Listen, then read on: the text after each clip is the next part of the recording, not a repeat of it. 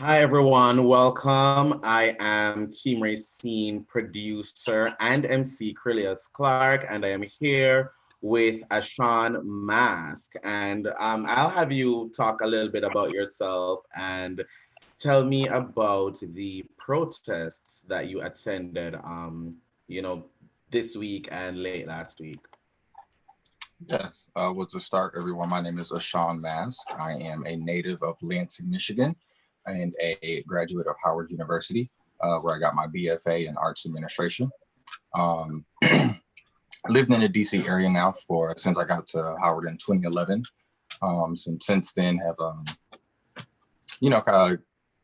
involved myself in the DC arts community, working in administration, operations, things of that nature. Always been a creative person, and so recently was inspired with everything going on. I was trying to think of what was the best way that I could play my part in everything going on. What was a role I wanted to take, and decided to pick up my camera, and I said I would go down and document what was going on, and be able to tell our story from our perspective.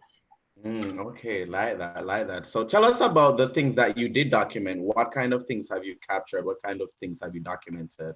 And where could the audience find that if they wanted to? Well, my focus going down there, I honestly didn't really have too much of a game plan. Like I said, at the basis of it was I just wanted to document what was going on. So I guess in that, it was just a focus of just kind of capturing the energy. Once I got down there, there was observations I was making that I thought that were important to share. And so one of those was the diversity of the crowds.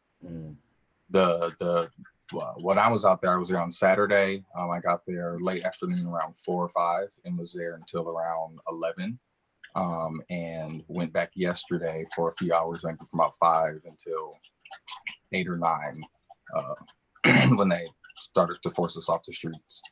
And one of the things I've definitely noticed, the diversity of the crowds.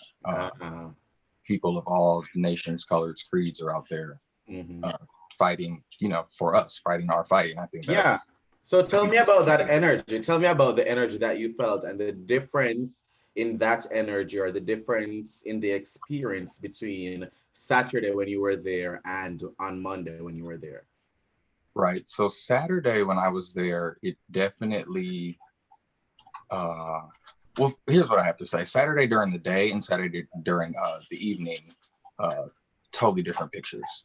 During the day, you saw a lot of the peaceful protesting, marching in the streets, chants, signs, a lot of unity, camaraderie, a lot of love, all those things. Of course, police presence, but more so just kind of guiding us through the streets. It was very, from what I saw, and I know there was incidents at the White House. At the White House, it's always a much more, tense situation because it's just you're standing in front of that symbolic figure. It's going to be more tense.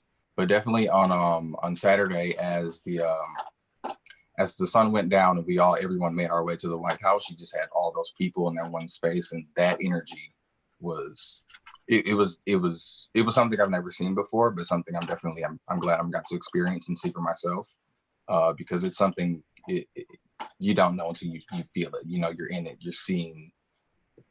I mean, just that presence of 50 riot police and big shields and you think who are you protecting and serving? So in a moment like that,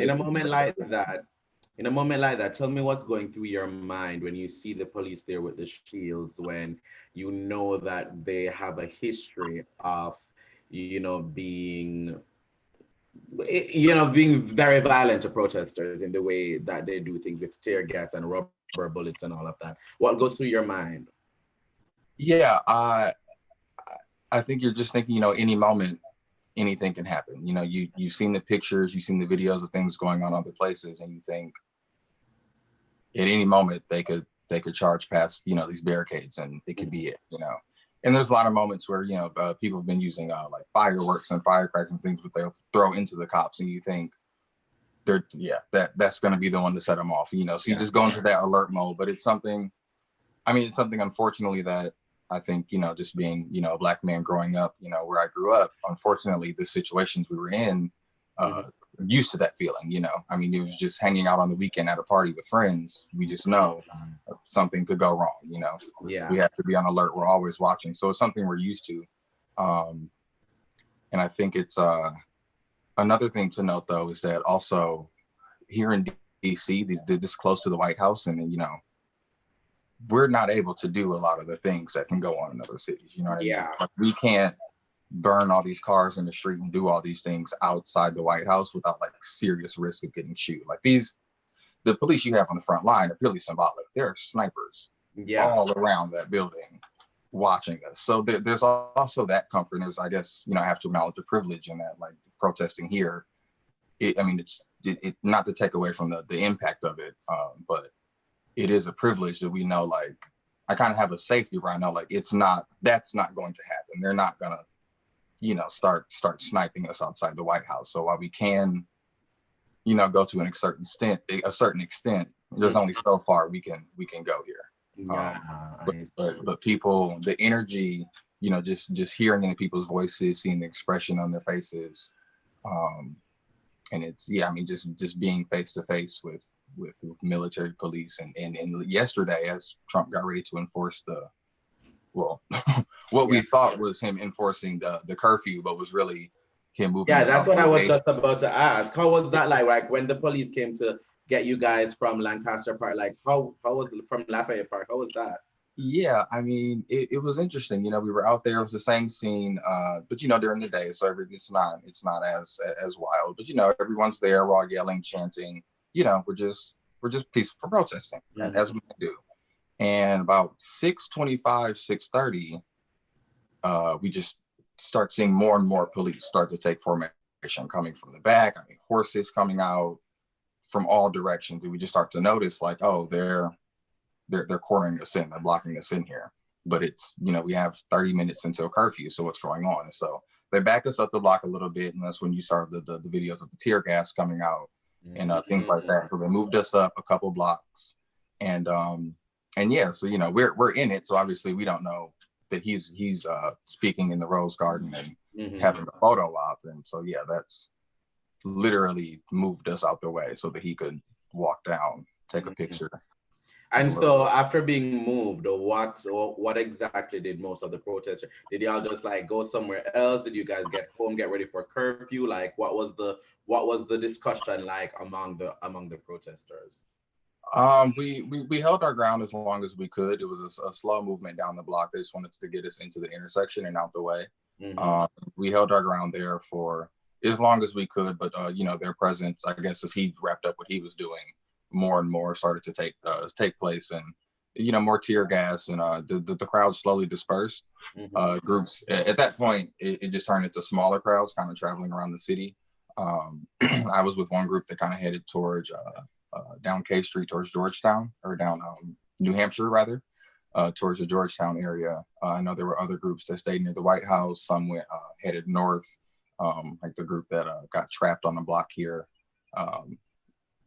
Barricaded in a block and tear gassed and had to shelter in residence houses. So people, you know, I think at this point we're just trying to did you shelter in anybody else's house? No, after we walked down to Georgetown, kind of confronted with police at a couple of places, barricaded away, and we started to make it back towards the White House, and at that point I decided to head back home. Okay, sounds good. Well, before I let you go, let our audience know, you know, what this protest means to you and what, you know, we're fighting for. We're fighting for our lives, you know, and I think that was the biggest realization that set in for me on Saturday. When I got home, I was like, I mean, I felt like I was out there begging for the right to live, you know, and how terrible is that's our reality. That is as great as we make things and we have such a way to find the joy in everything, it's still, how terrible is it that it's just through all these circumstances that aren't our fault and shouldn't. And so I think nothing at this point, nothing else matters until we really make a stance and put a stop to it. And so it's for me, I just feel like I have the obligation with the knowledge I have, the resources I've had, the privileges I have an obligation to do what I can do to spread the word, make my voice heard, speak for the voiceless, and make a room for everyone. Wise words. And to our viewers, thank you for watching. And thank you for joining me, Ashon. Thank you for having me. All righty, bye. Have a good one. Have a good one.